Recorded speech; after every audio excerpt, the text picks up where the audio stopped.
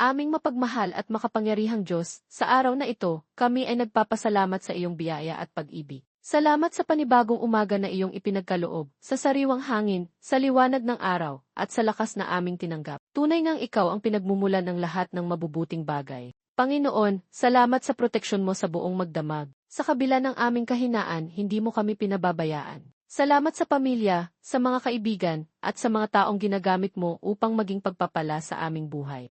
Aming Ama, itinataas namin sa iyo ang buong araw na ito. Gabayan mo kami sa aming mga gawain at bigyan mo kami ng karunungan upang makapagpasya ng tama. Naway mapuno ng pagmamahal, kabutihan at pagpapatawad ang aming puso. Ipaalala mo sa amin na sa bawat pagsubok at tagumpay, ikaw ang aming sandigan at kasama. Panginoon, naway maging daluyan kami ng iyong liwanag at pagpapala sa iba. Gamitin mo kami upang magbigay ng pag-asa, inspirasyon at pagmamahal sa aming kapwa. Salamat sa walang hanggang biyaya at awa mo sa amin. Sa pangalan ni Jesus, ito ang aming dalangin. Amen.